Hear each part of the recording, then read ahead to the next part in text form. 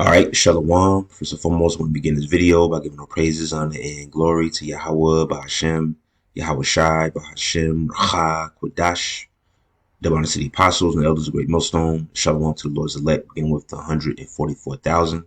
This is Aratazah from the Great Millstone GMS Atlanta camp with another quick one. And this was a title that came to mind the other day. The writing is on the wall, which comes from the scripture in which I'll read in just a second. And then it's the 5th chapter, which is signifying that, or signifies the end of Babylon the Great. All right, which we know Babylon in the past came about, and the Most High brought that kingdom down. But now we're living in the modern day Babylon, or as the scripture says, the daughter of Babylon. Which we know is referring to America today, is going to receive the same fate. All right, it's going to go down just like all the other prior kingdoms, especially Babylon. And back then, Babylon had received the message. All right, when you read Daniel 5, and like I said, we'll read that. But the saying, writing on the wall, because you'll hear people say that at different times, and that actually comes from the book of Daniel. And as you see, I just typed in writing on the wall meaning, and it says this is the writing is on the wall. There are clear signs that something unpleasant or unwelcome is going to happen. Yeah, it is something that's unpleasant that's going to happen to these people out here, especially here in America, which really, pursuing Isaiah 13 and 11, the Lord is going to punish the world for its evil and the wicked for their iniquity. So the whole earth is under the microscope. The Lord's going to judge the whole world. But you got America, aka Babylon the Great, which is the main target. So yeah, it is something that's unpleasant. All right, danger, evil, judgment. All these things are coming to the earth. And you see some of the synonyms they have. All right, omen, a portent, a sign, indication,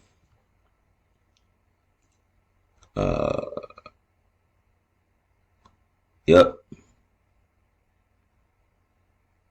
warning, forewarning, signal, threat, forecast, foreshadowing. Yeah, and who's giving these people the sign? It's the prophets, the men of the Lord. Okay, getting with us here at Great Millstone, from the apostles on down, the videos and the camps. The videos going out, the camps that we have, we speak and basically prophesy, telling them that the Most High is about to wrap this kingdom up. All right, and when you go down here to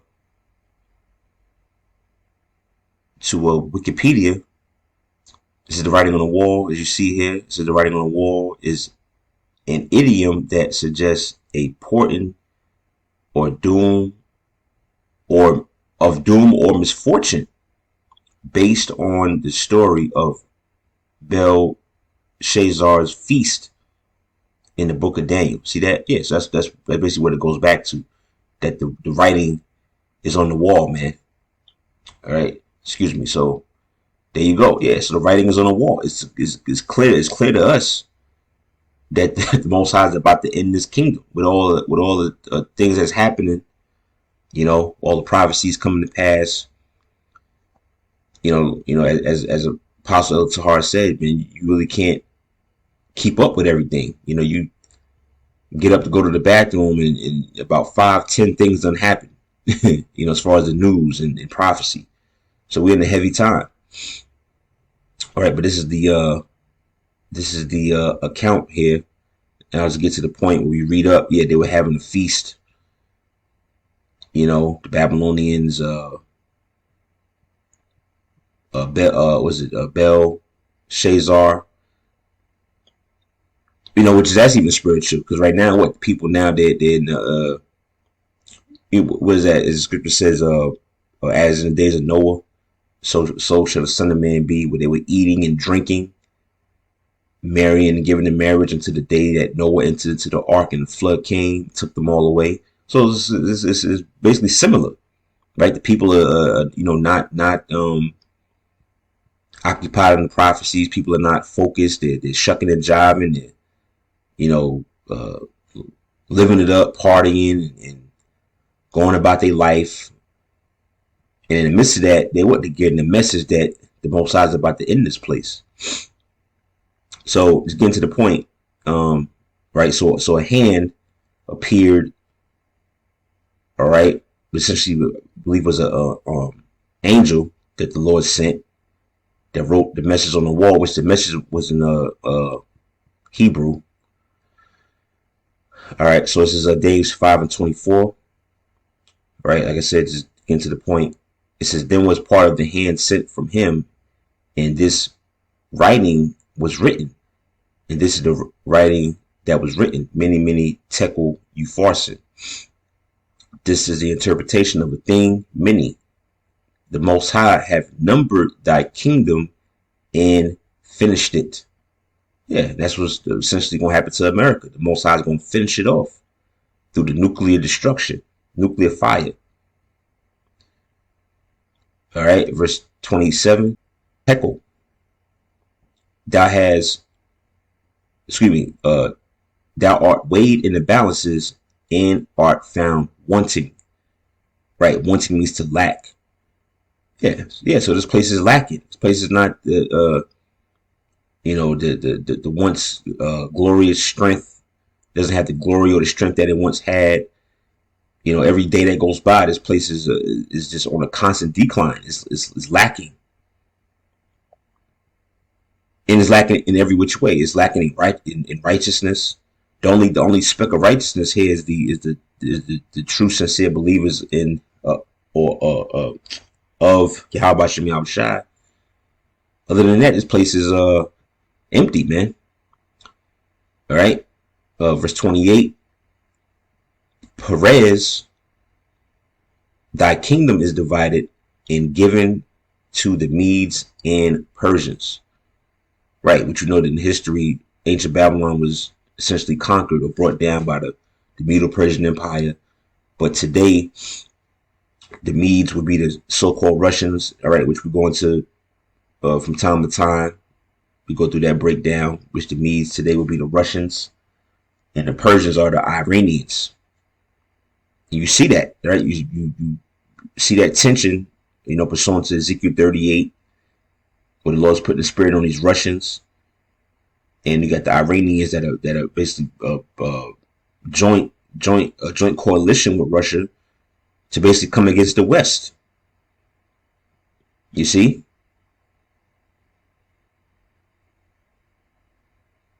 Yeah, so there you go. So that's the message that they got. The Lord's is basically about to bring their kingdom. It was going to bring their kingdom down back then. So they're getting the same message today, and the message that they're getting is coming from the prophets. All right, that's pursuant to you got, what's that? Hosea 6:5 is one. I think Malachi 2:7 is another one. So I've hewed them by the prophets. Yeah. It's Hosea 6:5. It says, therefore I have hewed them. Hewed means to cut or to cut down. By the prophets I have slain them by the words of my mouth, and thy judgments are as the light that goeth forth. Yeah, just showing that the Lord speaks through his men. The prophets of the Lord are here to deliver the message to these people. So we're likened unto that hand that was writing on that wall, that the Lord's going to finish their kingdom and break it down and give it to the Medes and the Persians and all that. We're telling them the same thing. All right, how the Lord's is going to just totally cut this place off. All right, let's get another one. I think I quoted it, but Malachi 2:7, for the priest's lips should keep knowledge, and they should seek the Lord at his mouth, for he is the messenger of the Lord of hosts. Right? Yeah, we're the priest of the Most High under the order of Melchizedek, where all the tribes are a part of the priesthood now. Judah, Benjamin, of course, Levi. Initially was the tribe of the priests, but now you got Gadites who could be priests. You got Reuben, all 12 tribes. So we're the priests that are keeping the knowledge of the Lord, teaching the correct way. We go into the laws too. And this is what? For we're the messengers of the Lord, Yahweh Shem Yahushua hosts. Yeah, so we're giving these people the message that the Most High is about to end this kingdom very, very soon, man. We just gotta just hold on for a little bit longer. All right, you see what happened, which we did videos on that recently about the digital ID in the UK. So if you want to work, you got to have digital ID. It's all gradualism. It's going to lead to the mark of the beast, which we know that's a major end time prophecy, which is essentially going to bring in or usher in World War III. See, so this place don't got much longer. And on that, let's get Revelation 10 and verse 6. No, excuse me, starting at 5. This is Revelation 10 and 5. It says, and the angel which I saw stand upon the sea and upon the earth lifted up his hand to heaven and swear by him that liveth forever and ever, who created heaven and the things that therein are, and the earth and the things that therein are, and the sea and the things which are therein, that there should be time no longer. Right? What is it referring to? Time being no longer. Time being no longer for Satan's rule. Esau, which is the white man. Okay? This prophecy, this chapter, to go into the downfall of this kingdom. For the Lord coming back to, of course, redeem his elect, the chosen Israelites, but simultaneously bringing down Esau's system. So their time is short. Right? There's plenty of scriptures on that. What's that? Job 20. The triumphing of the wicked is short. Joy of hypocrites but for a moment. Also, scriptures also say the Lord set the bounds he can't pass. You go to Revelation 12, speaks about Satan basically coming down with great wrath. You know, we have but a short time. So yeah, this kingdom is the minutes and seconds is just ticking by, man. Before you know it, the kingdom may be set up. All right, the kingdom of heaven for the nation of Israel. So, I just want to put a couple of points out there, a couple of scriptures. That was just a title that came to mind about the writings on the wall, man. This place is about to receive a unpleasant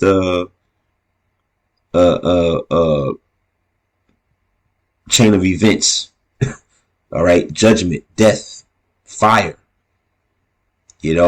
from the Most High, basically. So yeah, I just want to do that real quick.